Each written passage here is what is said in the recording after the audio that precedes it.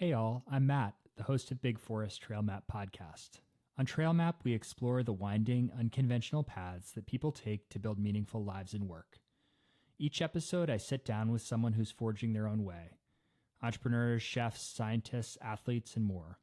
To hear about the decisions that shaped them, the challenges they faced, and the unexpected turns along the way. You'll hear stories of grit, reinvention, and resilience, plus some fun, surprising, and amazing moments along the way.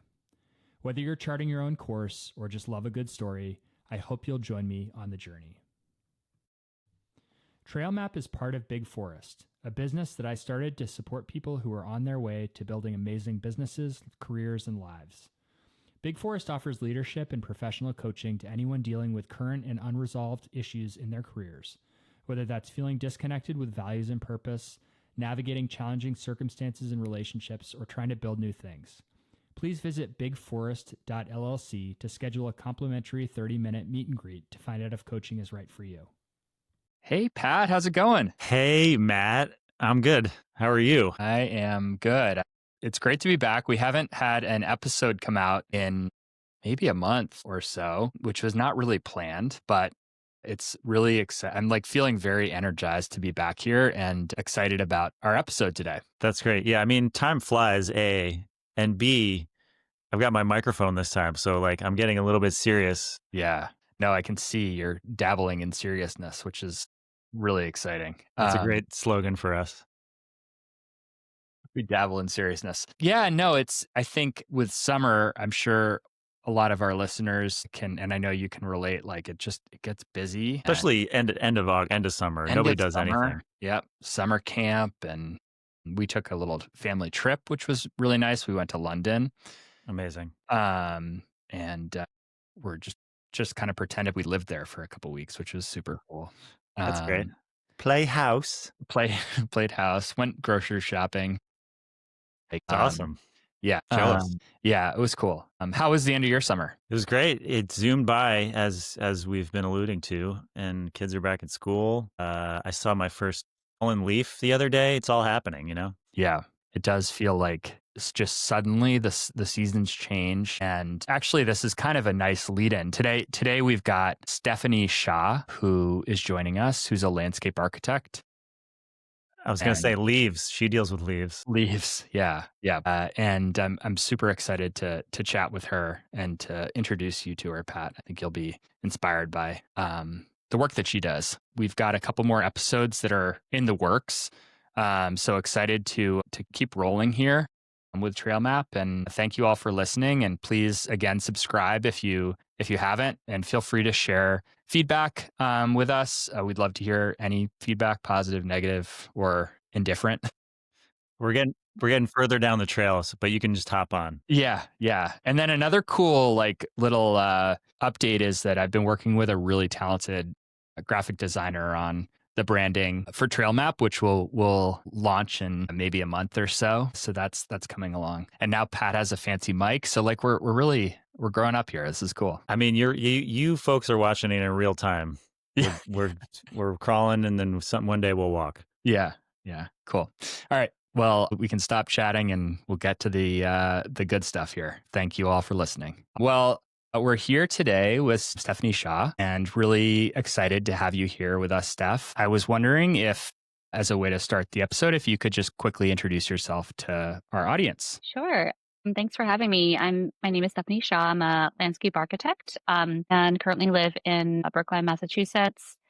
I did grow up in New Jersey and moved around a bit before settling here, and had kind of a roundabout way that I found landscape architecture. Cool. We're excited to get into that. I grew up, I don't think you know this stuff, but my mom is also really into landscape architecture, and she was an art history major, but studied it a lot. And so I feel like as a kid, I kind of got exposed. Like we always went to like really cool gardens and walked around, cool old houses that had interesting landscapes and stuff. And so I feel like I've gotten a little bit of exposure to it. And I've always thought your career sounded super cool. I really appreciate you taking the time to chat with us. This podcast really focuses on people's paths, like how they got to where they are, and sort of maybe a little bit about where they think they're going. And for people who seem to have found things that are really aligned with their values, like often like there are pieces of it that start really early. So one thing that I noticed as I was reading your bio is there was a description of growing up in New Jersey, spending time among fruit trees in your father's garden. So I was wondering if you could talk about his garden a little bit and just maybe tell us about it. Yeah, I was really influenced by the garden that my dad created in New Jersey. It was a typical 1 acre suburban lot, which, if you drive around in New Jersey, it's typically a large lawn with some trees in it and not much going on. But my dad planted early on when we moved there. I think I was 4 years old when we moved there, and he planted 3 apple trees, a bunch of Japanese pear trees, pluot tree, which at the time, no one knew about pluots, cherry trees, and also around our deck, he planted every year tomatoes. We had blueberry bushes, and we had a vegetable garden in the back, mainly, I would say, peppers and chives and all kinds of good veggies. And I've never asked him, but he didn't grow up in a place where they had space for gardens. He grew up in Taipei, which is a very urban, crowded city. And so, he, I think he learned this himself. And every year I would help him out in the garden, and we would really kind of benefit from all the labor that he put in. So we would have the Japanese pears.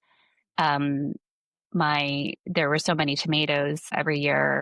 My mom would stick a tomato in our lunch bags like it was an apple, and I would eat it like an apple, and everyone would think it was really weird, but that's just what I did. And so, I loved being outside in that garden space. And it's funny, my neighbor and I was best friends with her growing up, and we made our own little garden. My dad helped us create our own little space next to his space, and it lasted for about a year. So, like, I don't remember what we planted in it, but we very quickly, like, it fell to just being chives, like something that was just like self-spread. But we tried to make our own little garden space out there. But really, I mean, ever since then, at any place I've moved, I've always tried to bring some of the garden inside. So when I didn't have garden space, I would grow plants. And now, where we live in Brookline, we're really fortunate to have a little bit of garden space, and have planted, also made a little garden, raised garden beds, and planted 2 Japanese pear trees, 2 nectarine trees. So it's kind of come full That's circle. awesome. So it sounds like there was always a big component of like edible plants, fruits, vegetables. If you think back to like your earliest times in the garden, like when you were a kid, maybe between 5 and 10 years old, were you drawn to like the fact that you could eat the stuff from the garden? Did you play make believe in the garden? What was your time in the garden like? Yeah, I would say the edible component was huge. It was just really fun to go and forage. One of like my clearest memories, my dad would bottle the cherries and make wine out of it because they were too sour to eat fresh. So he would put them in jars and add a bunch of sugar and stick them in our basement. I don't think it was like a very scientific process, but about a year later, you take it out, and my neighbor and I, and we were young kids, he would just give it to us to drink, and so we would just love the fact that we were drinking cherry wine at a young age.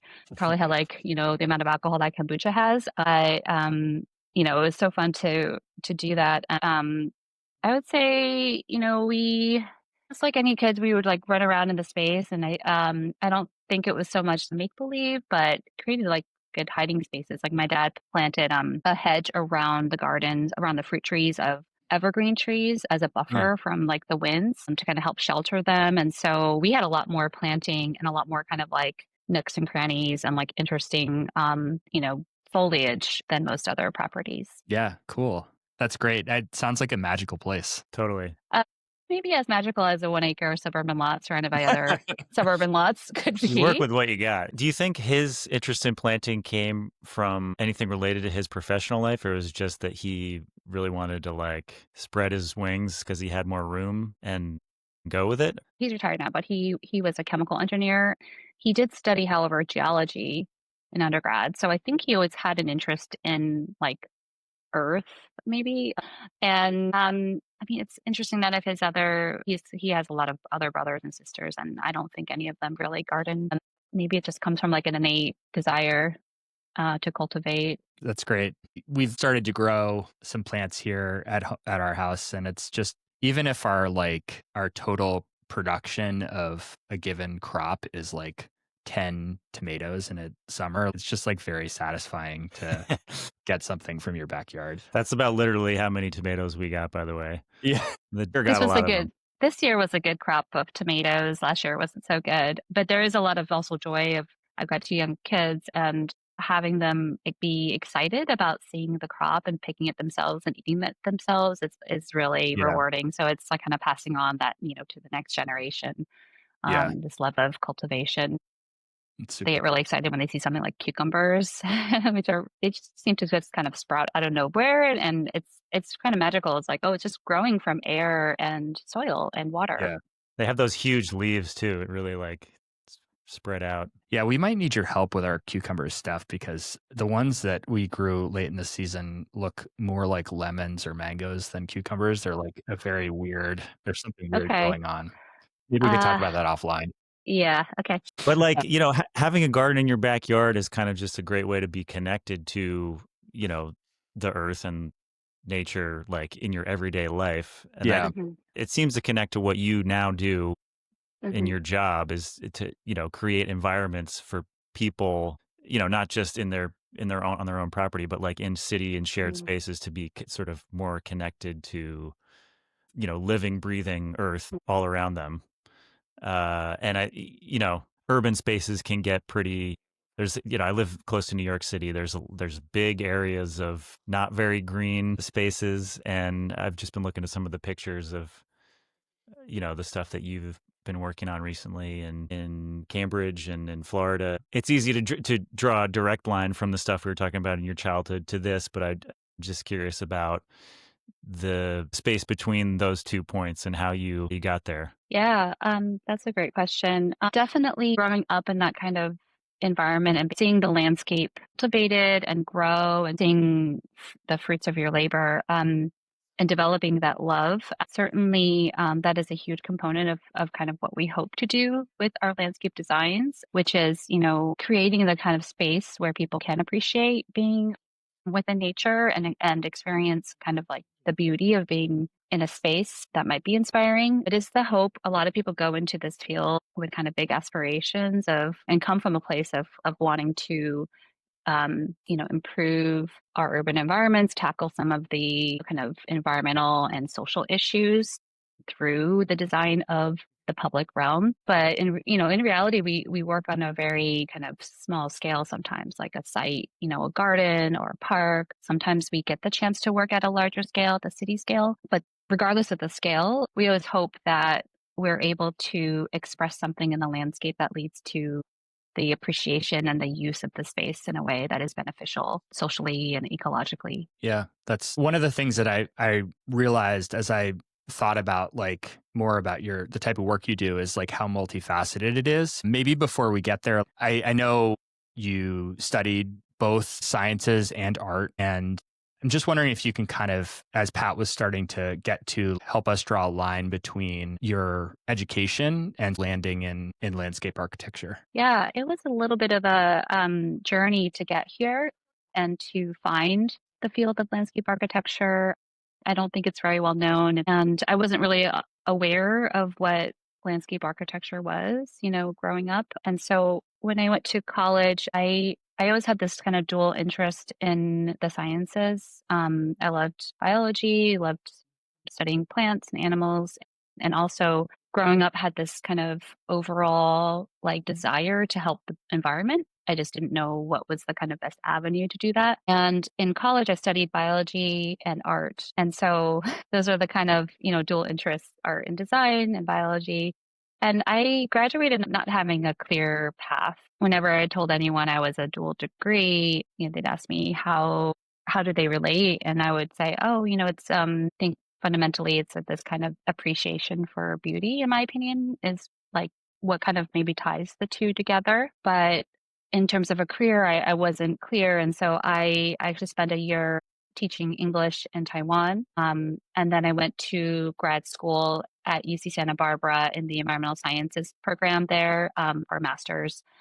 thinking, oh, might, maybe I'll work for an environmental nonprofit and then I can just do art on the side, as a hobby. And What kind I of art? graduate. I like photography and paintings particularly. In college, it wasn't a huge focus. It was kind of I took a class a semester and was able to graduate with a dual degree. So it was always kind of like more less of a serious pursuit than the sciences for me.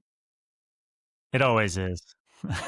No, just kidding. Yeah, and then in grad school, I did enjoy the program, but it always felt like something was missing, and I ended up working in Oakland, California, and saw a poster advertising free public lectures in landscape architecture, and I was like, oh, maybe I'll just go to that, just check it out. And I went to the first one, and I was like, wow, this is like exactly what I want to do. Um, It's so cool. but I had already gone to graduate school, so I was like, oh, how do I do this?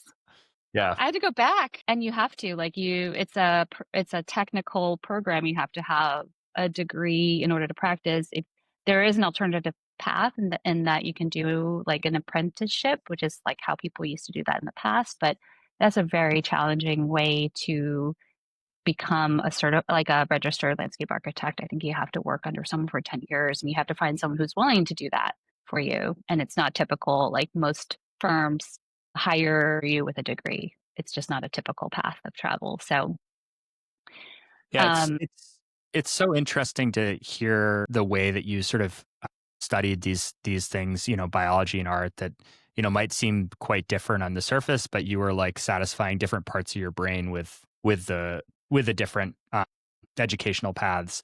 I look at like I went to a liberal arts college, Pat did too. We both went to Wesleyan, and there was no pressure on us, exerted by the university to be like, you must study something that will lead to, earning and to career path. But that's like very different from I've done some mentorship at Northeastern University with the entrepreneurship program there, and like as part of the undergrad experience at Northeastern, you have a year of working of like you go right out to like, what do you want to do? Like, we'll get you a job in some company and you can do that for a year. And I think, it's the co-op program. Northeastern's very proud of that program, but it's like such a different undergrad experience than the liberal arts experience. And I think I just think there's a lot of pressure being put on kids today to like decide what they want to do. And I think that there's so much benefit in exploring.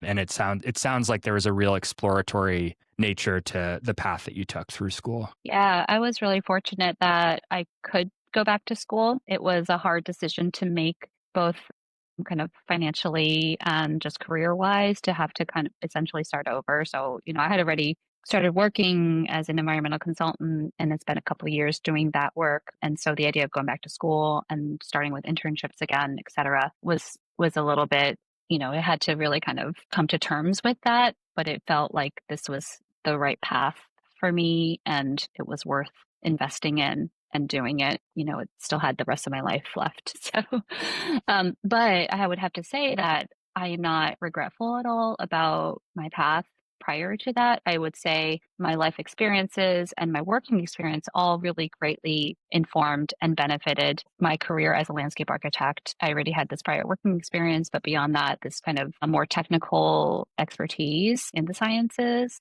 that became very beneficial. And, I also did enjoy my time in my 20s. Like some people do come to landscape architecture earlier and you start working, and it is a very intensive field for study and for work. And so having the kind of time where I could do a little bit more exploration and study different things, I think I'm very grateful for that and that I was able to, do this kind of schooling and exploration. Do you feel like your working life now, I mean, from the limited amount I've read and from what we've been talking about, it seems like it's a job where you can try to bring together and balance, I guess, an element of artistic creativity or just, more sensory, beauty and like that side of things with all of the, as you say, intensive and scientific knowledge and experience you have, and to try to like meet those two. Do you feel like, is that accurate? Like, do you feel like that is part of your goal or your pursuit, or am I kind of off? I think it happens currently more so than not.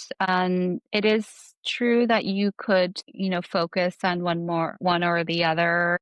I don't think they're really in conflict with one another. They're kind of dual, there's the process of the design and then there's the execution of the design, like the built work. And so I think both come into play essentially very as essential elements and as goals too, because we want technically well executed projects that are aesthetically pleasing and that are beautiful and that are beautiful spaces people want to be in, but are technically sound. The details support the life, the trees, the flowers, etc. So we look a lot into providing the underground supports in terms of the structures and the soils that are put in, etc. So, and then in terms of the approach to design, we start from a place where we are really focused on the concept and understanding the site in terms of its history, in terms of its place in its kind of context, its hydrological and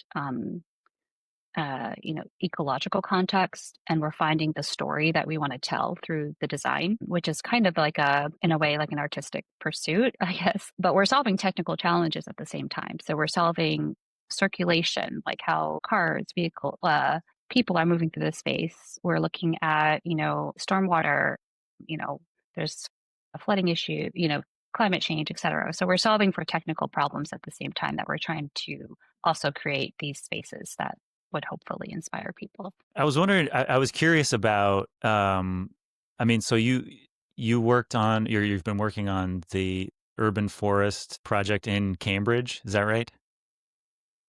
Yes. I was curious about, just if how the things you were just talking about manifested in that, like, telling the story of this it's a very well-known city, a lot of notable things going on. It's very beautiful. Just wondering if you could speak to telling that story and the environmental, all the many facets of what you were working on there. Yeah, it's a really great project. A little bit unusual for a landscape architect to be the lead in that project. It's it's a master plan. It's looking at how does a city grow and maintain their urban forest over time. So we worked on that project in 2018 and are actually now actively working on that again as a 5-year update.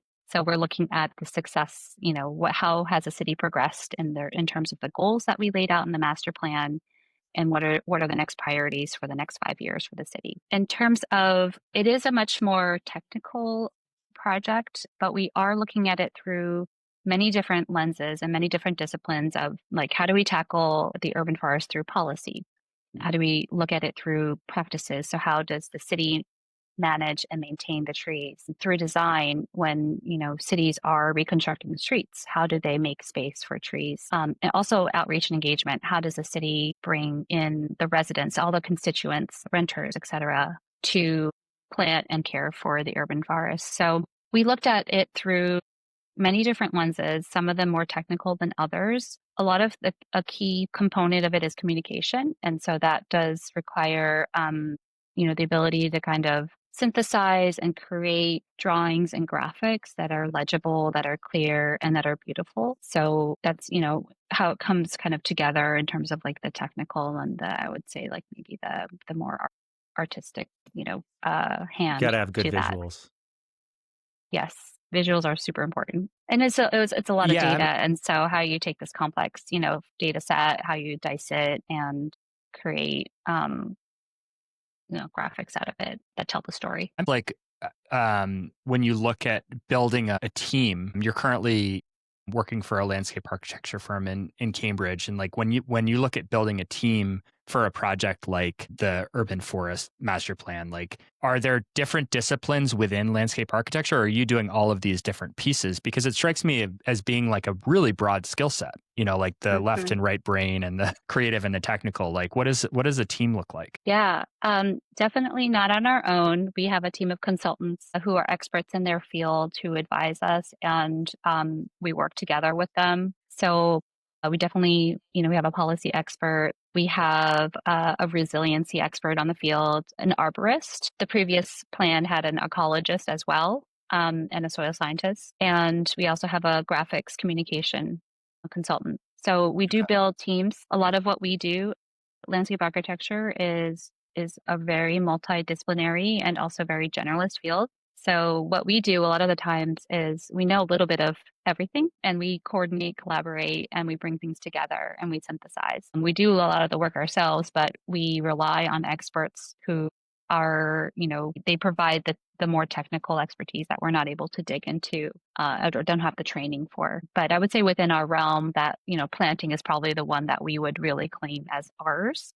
Grading, Yeah. planting, a lot of the other kind of topics that we work on, we will consult with experts. That's Got good it. that some people somewhere rely on experts still today. Yeah, not just, hey, I have a question. go for it. This might not be a thing at all, but tell me if you've heard of this. I've heard in a few places that whenever this was done in mid 20th century, like Joe city planner was like, we don't want the mess of like female like fruit trees all over our cities, so they planted all male trees, and that has been like a leading cause of allergens, because it's just all dude trees. Is this in any way accurate? And this ties back to our earlier discussion of fruit trees, which are so wonderful. Yeah, that is interesting. I haven't heard of it as a leading cause of allergies, although I can believe that. So some trees do produce a lot of pollen. They're wind pollinated, so those are the ones that will cause more allergens. Right. Um, I There are some trees that do produce a lot of smelly fruit, like the ginkgos, for example. If you sometimes cities by accidentally, they might plant a female ginkgo and then it'll just be a big mess. But I would say, it's kind of like there's a saying, the right plant in the right place or right tree in the right place, like where in the city streets, sure, like you may not want to be planting as many female trees that are producing a lot of messy fruit, but maybe there's the opportunity to do that in parks. And then with the wind pollinated plants, the male plants, the hope is that some planning where you're thinking about where, you want to diversify your forest. You don't want to plant the same thing everywhere. That leads your plant, that opens your urban forest and your trees up to risk, where like pests and diseases can come in and kind of wipe out, a good portion of the forest. There's a lot of examples of invasives coming, these pests and coming to do that. So generally the kind of best practice would be to try to diversify and like find the right places where those plants could go. So take things case by case and not use a heinously broad brush. Yeah, that would, I would say maybe as an example, the Asian longhorn beetle in Worcester about a decade ago wiped out, I don't remember what portion, but it was a catastrophic loss of maple trees. They just had overplanted maples in that city and took out, a good portion of the canopy. So you definitely don't want to overplant. If we can go back to just quickly to like this multidisciplinary field that you're in, and I can relate, I think, to the energy that you get from kind of, I don't know if it's like, if the analogy is like being a quarterback or like, just kind of pulling all the pieces together. I think it's like a very satisfying thing. I've done that in jobs in my career too, which I can relate to. I'm wondering, like, where do you get your energy when you're thinking about landscape architecture? Like, which pieces of it are most energizing? Where is your heart, or is it all of it? Yeah, there's so much to love, which is why this field is real. Like I love being in it. I'm finding that because we work on it's project based and projects, come about and we're always working on different things and the projects also vary quite differently in scale and project type, that we're always learning. And I really love that aspect where I'm just constantly learning new things. And a lot of that does come from collaborations. Do love learning from other consultants. And I feel like it's going to be a never ending kind of learning career for me. I love many different aspects of it. It's very satisfying to produce a very beautiful drawing. It's also very satisfying to see your landscape design come to life and be real. It's just an amazing thing, and it's like to see it come to life. And see people use it and enjoy it. I would say I love doing the research as well. I love diving deep and really finding something that's really unique and special about the site that you're elevating and showcasing in your design. It's very satisfying to find that one thing that is really grounding your design and like kind of inspiring what, or informing what is coming out of it. Yeah. I would say too that I do love diving into research. My background in sciences, I love kind of looking through literature, research, and finding things that substantiate, that like provide evidence, but also inform kind of like how we do things. That's very satisfying to bring in like scientific basis for how Yeah. and why we do something. I guess I look on the residential front and like at the, landscape businesses that are out there. And I think there's like a big range of them, right? And there's some really good ones and less good ones. But it strikes me that that industry is like definitely a service industry. And the work that you do on each individual piece of land and thinking about the context of it and thinking about the diversity that's possible. And so the kind of the service model of like, we're just going to, put down mulch everywhere and do the same thing every year, like it kind of loses that nuance. Like I get really excited about the thoughtfulness of the work that you're doing and thinking about each unique place.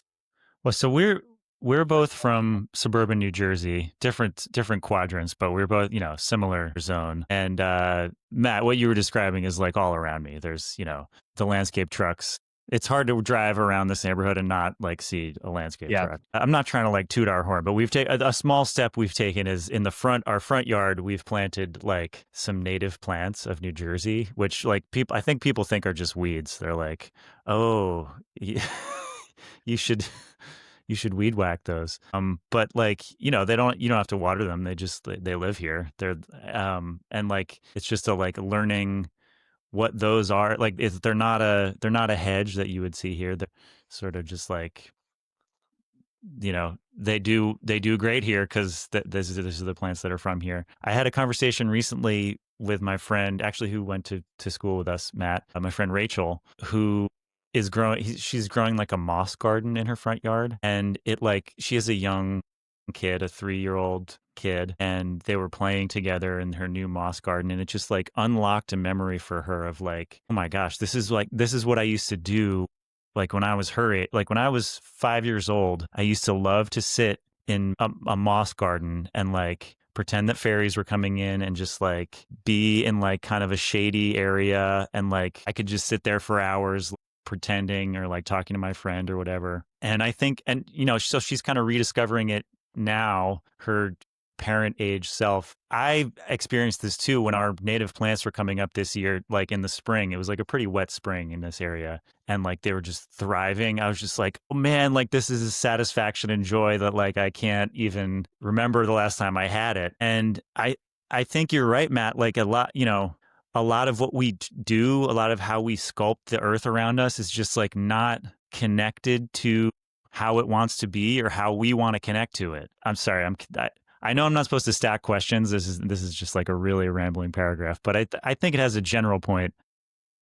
I want to tie it together with a quote that I saw on the Reed Hildebrand Instagram page. It says, if war has an opposite, gardens might sometimes be it. Like, I think, finding a way to connect with our landscape is balance and like is peace. And I wonder if do you ever get, other than just going and maybe, seeing how people are interacting with your spaces, do you ever get feedback from people, or do you ever get to discuss with people who are there, like how it has affected them or how? Not too much. I've overheard, or people who have overheard things and will relay them to me in those spaces. I did a project at MIT, so that's a local one. Down in Tampa, the client did relay some feedback, which was really satisfying. And we're revisiting the urban forest master plan right now. And so definitely getting some feedback on that. It's something that we don't really have too much of a chance to do sometimes. And that once we build a project, sometimes the clients will keep us on just to kind of check in every once in a while, especially residential clients, but typically urban projects, once we install, we don't have a contract that lives on afterwards. So there's not a lot of post construction kind of evaluation or post occupancy evaluation. It's something that we would love to do to understand how people are using, how people are using the spaces, and how successful is it, or is it, is it designed in a way that might be off, like not appealing to certain population? Those kinds of things would be really great to understand beyond the technical side of like, is the plant surviving or not, but how people actually, do they find the bench welcoming, or are the pavers too fancy and feel like it's not public and it's actually might feel too private. And so things like that. I think a lot of our conception of like what is a kind of like acceptable home landscape comes very much from like a European like this European history of like how people, how we kind of dominated the land and we kind of forced trees and plants into certain shapes and into formal designs, and that was kind of brought over here and has been perpetuated as a kind of like, this is what is acceptable in terms of like a beautiful cultivated landscape, is like we almost have to show a little bit of dominance to it and shape it and make it tidy. But I think, and then Pat, you're saying about, people being like, what is this? Is it a weed? It's like, it is a chance for that to evolve with our value system of like accepting, that there's a chance for diversity. There are different types of plants, and that we do want to support wildlife. We do want to support pollinators, and that we can plant things that are messy, a little bit messy. And we do maybe want to plant more natives because those do hold more habitat value, wildlife value than non-natives. So I think it is something that, we face a lot, is like the perception of these spaces in terms of maintenance, and it's a kind of like overall cultural like shift that needs to happen to be able to accept this as like an acceptable form of home landscaping, or even the public landscape. For somebody that's listening and like this is resonating with them, and they've got a landscape service company that comes in and, as I've heard, sort of mows and blows and everything is tidy. And, what would you recommend to like somebody who's like wants to understand more about how to evolve their landscape into something that's a little bit more nuanced and a little bit more connected to the natural environment, but maybe doesn't have the budget to like hire your firm to like come do a project in their backyard? Yeah, there are a lot of great resources out there online, planting recommendations of natives that work in, your region. And you do want to kind of, just as a basis, you want to understand the conditions of your site, sun, shade, moisture, etc. So I think planting is a really kind of easy one. Plants can be expensive, but there's also like, you can start small and kind of build it over time, plant a little bit this year. There's some plants that do self-seed or will spread. So those could be like good value plants. I do that at home where I'm like, oh, I see this one's growing, so I'm just going to take a cutting off of it and plant it over there. So because I don't want to spend too much on plants. So I think planting is an easy one. And then in terms of maintenance, one thing that is really beneficial to insects is to kind of leave more of that plant material over time. Um, an easy thing is to take the leaves and mulch it and spread it on your planting beds as a kind of mulch. Um, you could also choose not to maybe clean up all the leaves and do that in the spring. So that's creating habitat over the winter. I That's a have a tough one couple for people. logs. People are resistant to I that. know, yeah. Yeah, or we could pile it somewhere, somewhere in the back where it's maybe not as visible. Could leave logs. I have a couple logs that are kind of like dual seats and also are just kind of rotting at the bottom over time. But the kids love turning them over and seeing like centipedes and worms on them. Yeah, I think there are these little shifts that, it's really just tackling what you can in the moment, start small and build it over time. Yeah. My wife was in college, did an urban education semester in New York City where she was working in a kindergarten class, and they had a rotting log in a terrarium, and they were asking all the kids what they thought were going to happen. And they asked this one kid, they said, what do what do you think is going to happen with this log? Do you think, are critters going to come out of it? And he said, small lions. We always reference that when we're talking about small lions. Okay. We're talking about rotting logs. That's funny. Anyway, sorry. No, totally fine. So in the scale of different projects that you've worked on, we talked about the Cambridge Urban Forest Master Plan and this Tampa project for this greenway in Tampa or more residential stuff. Like, is there a specific scale that you like working on, or is sort of a mix of different scales satisfying? The mix of different scales is satisfying. Yeah, I think it's really satisfying to work at a larger scale where there's more of an impact, like the Urban Forest Master Plan, for example. Mhm. The Tampa project was also part of a larger district it's 53 acres in the future, but about just a portion of that was built. And that really created a kind of whole new district, so being part of that kind of vision is really, really kind of, very interesting and satisfying. But also just thinking we think about details a lot. Currently I'm doing some research into how we plant trees and the soil systems that are supporting those trees. And so those things, understanding kind of like what the tree needs in this very tough urban condition scales up to the city scale and to the details for that at the very, very small scale influences the larger scale too. I feel like you might have alluded to this briefly towards the top.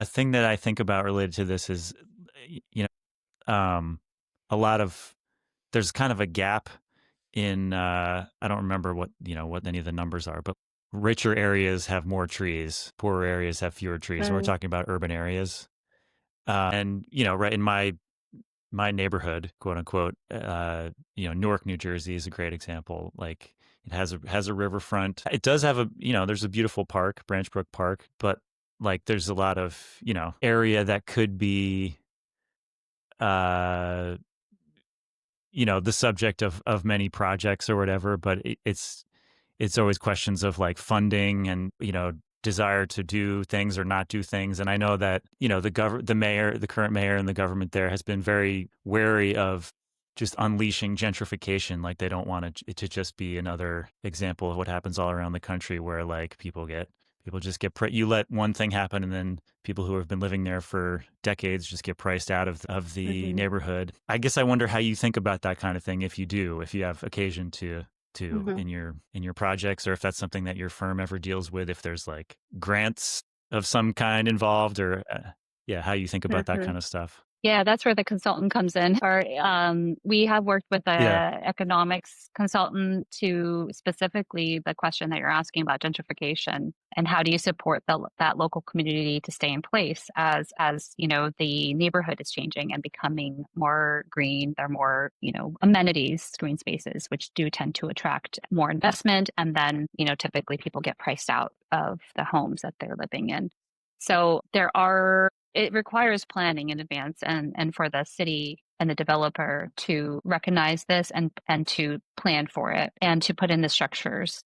There are, different kinds of structures that could be put in place to support people who are living there to continue living there. I couldn't speak like too much more detail about it, but it is something that we are very aware of as we are creating these spaces in the city. In Cambridge, what you mentioned about the disparity in canopy cover between lower income areas, higher income areas. It is very much tied to the historic development of these spaces. If you look at, for example, I don't know if you guys know about the redlining, which was like a program back in sure. the 30s of essentially discrimination through home mortgages. And so there's a clear correlation between that and like current canopy cover. If you also look at the land use Yeah, type that are in those spaces, those tend to be places where there's a lot more industrial uses, commercial uses, and the homes are much more multi-family with little setbacks or very limited backyard space, which all relates to the fact that these places have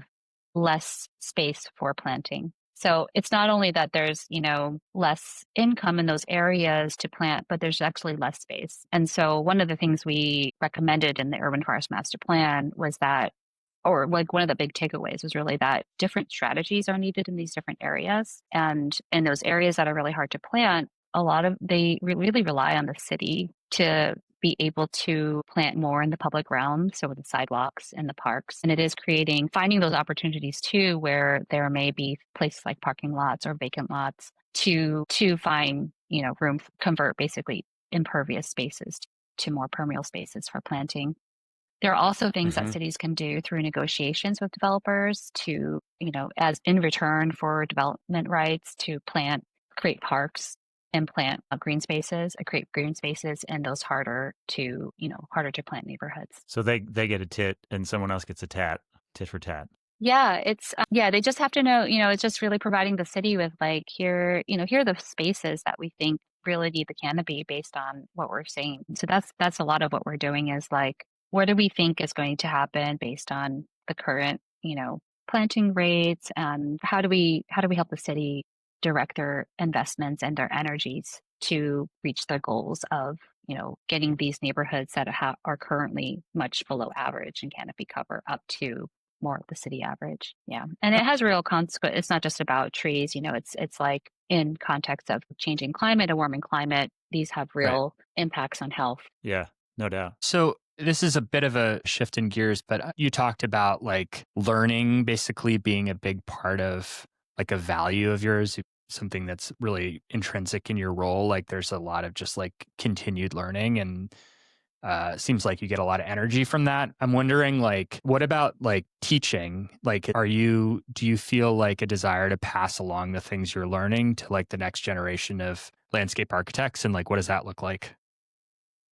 Yeah, more and more, as I feel more and more comfortable and more kind of have more experience in this field. I do some guest lectures at landscape architecture programs. I've done some presentations to like nonprofit groups, for example, on specifically really on the urban forest and also on the soils research. I haven't looked for teaching opportunities, but it's definitely something I would maybe consider in the future. But I'm um, more focused right now, I think, on practice. Uh-huh. Yeah. What But do you work? there's a lot of mentorship that happens too. And so that's very satisfying is to work, we work in teams with different levels of experience. And so mentorship is a huge part of what we do too. What are you working on right now? Well, the 5-year update for Cambridge Urban Forest Master Plan. And I just wrapped up a large residential project up in New Hampshire. So working a little bit on wrapping that up. And I'm starting a master plan for a botanic garden in Wisconsin. Oh, wow. Yeah, for those 3 projects. Very cool. Sounds like a lot to keep you busy. I'm wondering, like, in having a busy day job, being a parent, all the different responsibilities you have in your life, like, can you talk a little bit about the role of your backyard garden and like how you think about that, like what energy you have for that, what role it plays? Yeah, it's a respite really. I'm so lucky that, when I'm in the kitchen, which I spend a lot of time in the kitchen, I feel like I'm surrounded by green space, and that's mentally very calming for me, having feeling like I can see green and I'm immersed in it. When I work from home, I'll spend like 5 minutes outside and weed real quick. And I like that a lot, actually. I know weeding is a chore for some people, but I really like doing it. It's And exercise and patience. it's like, I need a quick break. I'm gonna go outside, 5-minute weeding session, or just like, I'll just check on the plants. I have to say, as a busy parent, it's definitely not in the shape that I would want it to be, but it is it's nice to be like, okay, I got 5 minutes.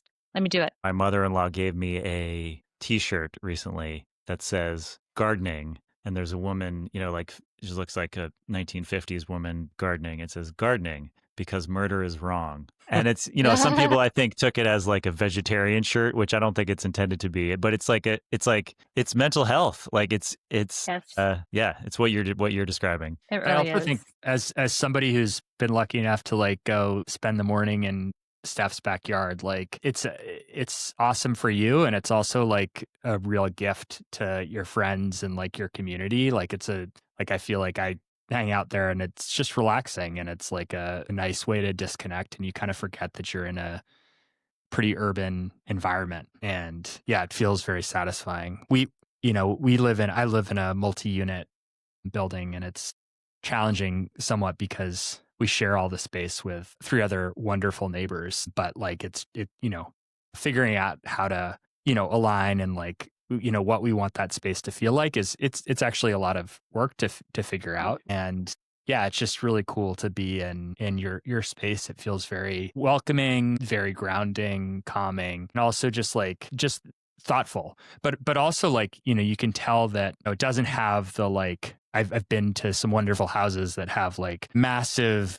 manicured green lawns and like everything is tidy and everything. And like your garden has like, it feels natural. It feels like it connects to the space that it's in. Thank you. Thank you. That's a huge compliment.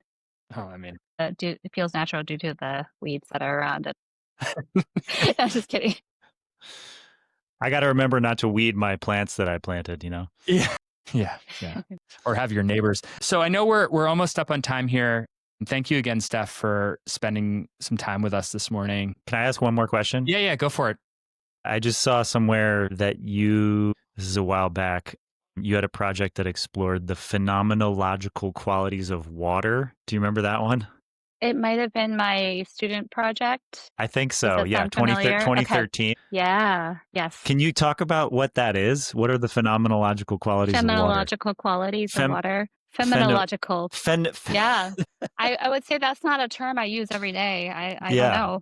It's I a use it grad every day. school term, I guess. Yeah, it was.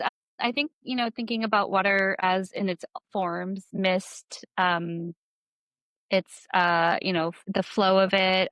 The project looked at, it was kind of a crazy student project, which it's good for student projects to be a little bit more on the crazy side. Be For bold. exploration, be bold. And it played with the ground surface coming up in different ways where the water would kind of cascade either like across the back of it or be pumped up and be like little water jets or mist. And so it was a playful landscape, a plaza, which just had many different experiences of water as like a playful environment. Yeah. It was kind of I look at it now, I'm like, that's a death trap. Like whatever I drew up, total death trap.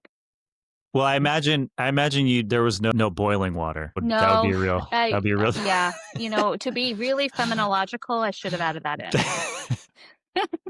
Across the spectrum. I actually sensed real regret in that sigh, Steph. You didn't figure out how to incorporate Should have boiled it.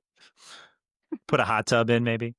Are there specific projects or types of projects that you hope to work on in the future that you're like particularly jazzed about? Yeah. I'm really interested in tackling kind of how we think about biodiversity more in our landscapes. And that also ties to scale where, animals and they work, there are no boundaries for animals. And so everything kind of works together in a city to support different organisms. And so I'm interested, like kind of at a site scale when we're planning, et cetera, like how do we think about what that parcel or that space can do for different fauna? Because we think about plants a lot and we think about, I think a lot of it is like, what is the habitat that we're creating? But how do we create the frameworks like to tackle this question? And so I've been doing a little bit of research into how we measure biodiversity. It's very, there's different ways. And so it's complex and it's also dependent on, the fauna that you're looking at supporting. And so much of it is, the habitat size, et cetera. That's all dependent on what you're what your goals are for which animals you're hoping to support. So yeah, that's one thing I'm really interested in thinking more about, hoping we have the opportunity to do that either as like a research project or applied. But I think people are definitely, the field is definitely heading in that direction. That's interesting. We've also been tackling climate, really focused on carbon emissions in our fields recently. We don't have an existing standard, unlike architecture and construction. They do have carbon accounting standards. We don't have one for landscape. There are some tools out there that are like very useful, but the longevity of those is not for certain. And so our firm is actually investing quite a bit in understanding what is it that our field needs to do to get to goals of carbon neutral, by 2040, basically, is what the American Society of Landscape Architects have put out there as a goal. But our field is very carbon intensive, and the only way we can really offset is through planting. We are lucky that we have offsets, but it's all about reducing our embodied carbon emissions in our projects, finding the materials, finding local materials so we're not shipping everything, finding materials that are low carbon, et cetera. So we're starting to dig into what that is. Do you dabble in LEED certifications? Is that still a standard It that still is people? a standard. We do some projects that are LEED, but it doesn't really apply so much to landscape. There are other standards that are more applicable to landscape that we've worked on. Got it. So as it relates to, your own trajectory and then thinking about the field, like, do you have any recommendations for young people that are thinking about getting into landscape architecture, about ways to explore that interest and pursue a path that might look something like yours? I would find something that really excites you as a student and grow it and use opportunities within your project work to expand your expertise in those areas. So I would say like in my kind of trajectory, I was able to find ways to kind of dig more into research and to kind of build that ability and then the people around you know that you're really interested in that process or in that topic and people will start going to you. So it's what's great about this field is a generalist, but it's always good to find things that you're really particularly passionate about and to find opportunities to grow those things. So I took a class senior year of college, a couple classes on architecture, and there was a great lecturer who I loved listening to, and I still like of all my college notes, it's probably the class I took the most notes in. Are there good like resources for lectures for people that might like want to just like listen to like thought leadership in this space? Like, can you find that online? Definitely. Landscape Architecture Foundation is a nonprofit that does a lot of, puts together conferences and puts a lot of material out there. So I definitely go to their website. They also have fellowship programs, so they support people who, promising research and gives them the time to do that. The American Society of Landscape Architects is it is the national organization that certifies landscape architects. And there's a lot of resources too on their website, lectures, videos, yeah, all kinds. You gonna Yeah. put that in the show notes, Matt? Yeah, absolutely. Well, Steph, thank you so much for spending your morning with us or part of your morning with us. Really appreciate you taking the time. And guess anything more you wanna share with us before we sign off? No, I'm happy to share landscape architecture. I think it's a really fun, exciting field and a very optimistic one. And yeah, I hope your listeners find it inspiring or interesting at least. Awesome. All right. Thanks. Good to talk to you and good to meet Great you, to Pat. chat. That was great. That was a great conversation. I feel like, I don't spend that much time in green spaces, but when I do, it Gray. You get gray really, spaces, brown spaces, yeah, I spend a lot of time in not green spaces, brown spaces, paved spaces, paved. Yeah. and it's such a nice feeling. What's when you think about garden spaces that you've spent time in, like what do you think of, Pat? So I've never been to Steph's garden, but the way you were describing it even was just lowering my blood pressure. Like it's almost like the type of haircut I feel like I've been striving for my whole life is just Yeah. like not too manicured, kind of like tumbling over in the right way. It's Yeah. like, where it's like it like seems effortless, but really it takes a lot of like thought and expertise to appear just like so and she was saying that she goes out all the time, just looks at the plants. Like she's got 5 minutes, just look at the plants, pull out a Yeah. couple weeds. It's just like living in harmony. And it's not that you're not shaping the landscape. It's just that you're being very like in tune with it as opposed to trying to just dominate it like a lot of, I think. Yeah. Yeah, I mean, I think it's you certainly have to spend money, but it's easier to just hire somebody to come in and Right. like rip it all out and plant new grass. Yeah. Put some chemicals down. It's a lot more time. Yeah, it's a lot more time intensive to be thoughtful in the way that, and it's at some level, like I think, and I feel this with our backyard, like it's like kind of scary. You like don't really want to mess it up. Right. So like takes a level of confidence to do it. And I've seen Heejin, my wife, like really building that confidence in terms of like our little patio garden. And it's very satisfying. It's very comforting to have that. And I wonder, like, I actually was working with a company, a couple couple jobs ago that was focused on olfaction. And one of the theories behind the work that we were doing was that our urban environment, especially like our built environment, is almost like scent. I mean, obviously there's like, I'm thinking about like walking in New York City in the summer, like there's horrible Oof, scent tough stuff. associated with that. Yeah. Hot Mostly, garbage. yeah, mostly human created, but like the like natural scent of flowers, of trees, of being taking a walk in the woods, like it's got like Yeah, this restoring quality to it. for sure. And I think about like all of these sort of inexplicable diseases that we have, anxiety and depression and like these different issues that we have. And like I know that when I walk in those environments or that I'm in those environments, I feel better. I feel like more. Everybody should take a walk in the woods, 10 Yeah. minutes every morning. Yeah, if they can. I mean, I was in, yeah, if they can. yeah. Well, we got to make it easier for everybody, Yeah.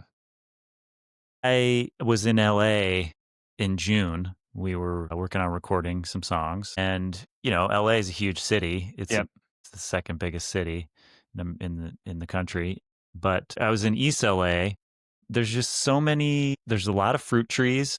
Hmm. There's a lot of just like beautiful flora, kind of just like spilling out all over the place. Great smells. A lot of like stairways and hills, mountains.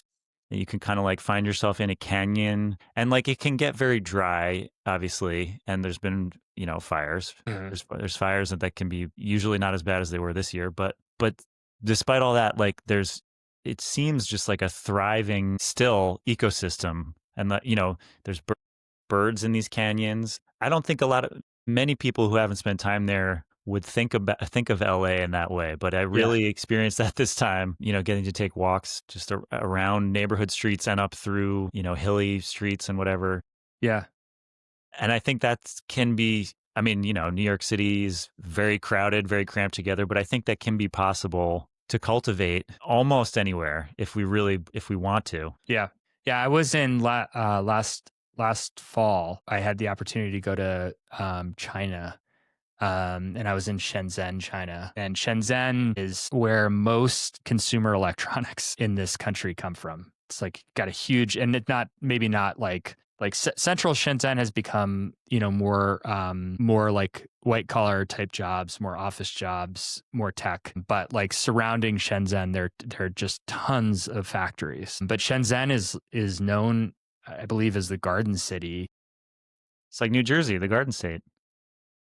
in China. And the city is really built up over the last 2 decades, but there's been real thoughtfulness around maintaining green spaces. Mm-hmm. And I had this perception of what I was going to in China, and I was completely wrong. Like it was like an incredibly walkable green environment. And I was just kind of blown away by that. I think that points to another thing that I wanted to get into a little more in this conversation, but could be its own rabbit hole, which is the kind of interesting intersection of like how that happens. And we were talking about, private spaces, people's yards Yeah. versus a private firm like Steph's versus a government. And it's like, if a government or a firm is doing something, it's not, you can't please all the people all the time, but like sometimes that's where it has to come from. If you want to do it on a city scale, kind of has to be, and you could be as democratic or not democratic as you want about whatever project you're doing. It's just sort of an interesting intersection to me of like people wanting to have control over their own space versus like a shared space. How do we want it to be? But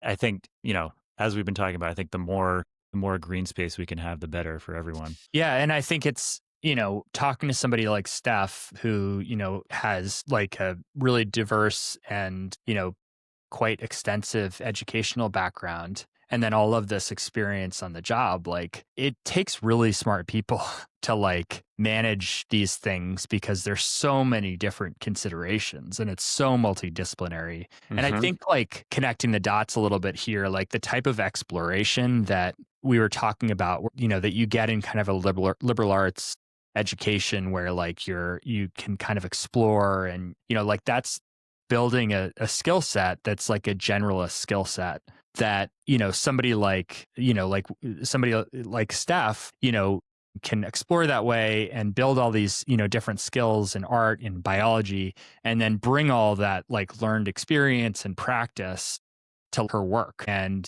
it's really cool to meet people like that. And I think for maybe younger listeners, you may feel pressure to be like, I'm going to be a baker, or I'm going to be a, school teacher, I'm going to be a lawyer or doctor or whatever.